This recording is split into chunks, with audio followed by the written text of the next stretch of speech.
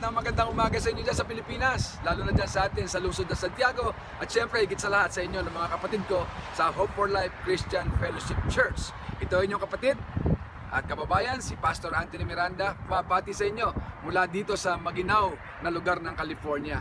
So alam nyo, maski na anong bagyo, nabaltaan ko merong malakas na bagyo ang dumaan sa inyo, pero walang sakuna ang makapipigil sa atin para patuloy natin gunatain ang pagkakasilang ng ating magiting na tagapagligtas, ang ating Panginoong Hesukristo.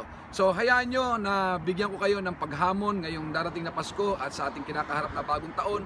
Hindi lang paghamon, hayaan nyo bigyan ko rin kayo ng karagdagang inspirasyon na nakaangkla sa ating taos na pananampalataya sa ating Panginoong Hesukristo. So Pastor Deo, Pastor Jess, sa lahat ng leaders, members ng Hope for Life Christian Fellowship, dalangin ko na sana ang mensaheng ito, bagamat maiksi lang ito, ay makapagbigay sa inyo ng kalakasan ng loob upang suungin at harapin ang lahat ng mga pagsubok na ating pinagdadaanan. So buksan natin ang ating mga Biblia. Ang aking mensahe nakaangkla sa libro ni Lucas sa Kapitulo 12 sa talatang ika-4 hanggang ika-5.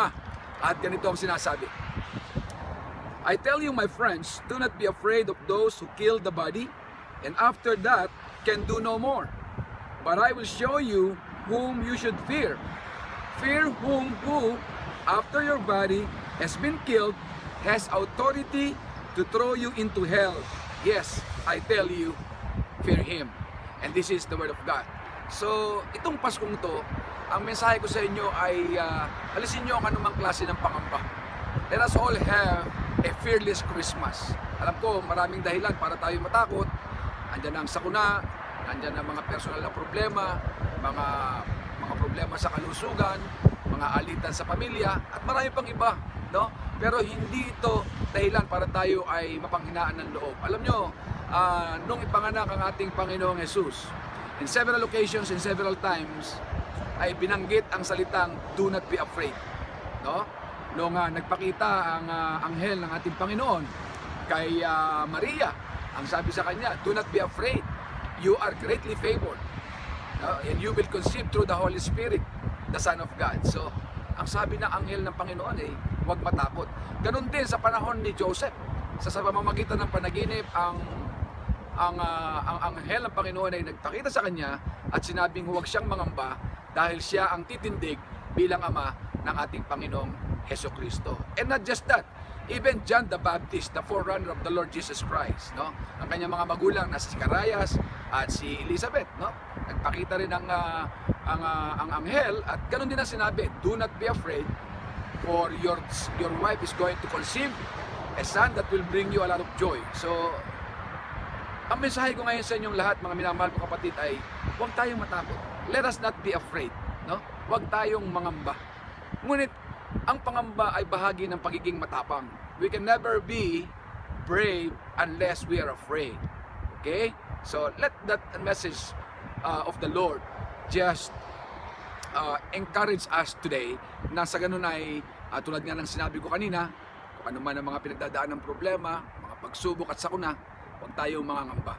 Dahil sa tamang panahon, ang Panginoon ay ibibigay niya sa atin ang nararapat sa bawat isa. And I'm sure that the Lord has a great plan and purpose for each of our lives.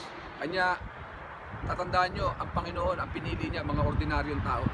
He have chosen ordinary people to play part for the fulfillment of His will. Yung mga pastol, mga ordinaryong tao yan. Diba? Si Maria, he is just an ordinary teenage girl. Si Joseph, isang ordinaryong karpintero. No? And then of course the Lord Jesus Christ, and then the Lord has been conceived with all these ordinary people as part of the process. So ibig ko sabihin, ikaw, ako, tayong lahat, mga ordinaryo lamang tayong tao, pero tayo ang mga pinili ng Panginoon na maging kabahagi ng pagpapatupad ng kanyang layunin dito sa sangkalibutan. Okay? So, let it be an encouragement. Huwag tayo mangangamba. Let us all have a fearless Christmas. And I'm praying for wonderful things to unfold to our church, Hope for Life Christian Fellowship in Santiago City.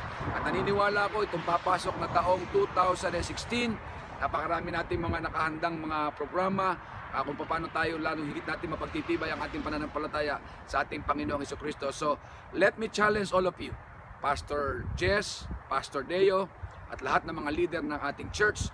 Let it be a challenge na itong 2016, ihanda natin ang ating mga sarili, gawin natin ang ating mga nararapat gawin, lalo na sa lahat yung pagsasanay ng ating mga kabataan, pagsasanay ng ating mga leaders, at marami pa mga ibang proyekto na ating gagawin sa darating na taon 2016. So, hindi ko na pakakahabain ng aking mensahe, but let me just close by saying na huwag kang matakot kung sino ka pa man. Okay? And never consider you being an ordinary individual to be a predicament not for the Lord to fulfill His wonderful and great promise to each and every one of us. Lahat tayo ordinaryo. Okay? Walang pagkakaiba. Sa mata ng Panginoon tayo pantay-pantay. So, huwag mo sasabihin sa akin na, Pastor, mahirap lang ako, mahina ang aking pinag-aralan, kulang ang aking kakayanan, kaya ganito lang ang aking kinabukasan. Hindi. Do not limit yourself. Okay? Just like the message today where it says, do not be afraid, huwag kang matakot. But rather, remain faithful. At alam ko ang Panginoon, He has His own way at sa tamang panahon. Okay? The Lord's timing is always perfect. Bibigyan niya sa iyo kung ano kinakailangan malaman. Okay? So muli, sa ngalan ng Agape Church of Poway, at syempre higit sa lahat sa ngalan ng aking mabuting may bahay na si Sister Joanne, 10 ng aming mga anak, hayaan niyong batiin namin kayo ng isang masagana, maligaya, mapayapang Pasko at bagong taon na punong-puno ng paghamon. God bless you all, and we love you so much.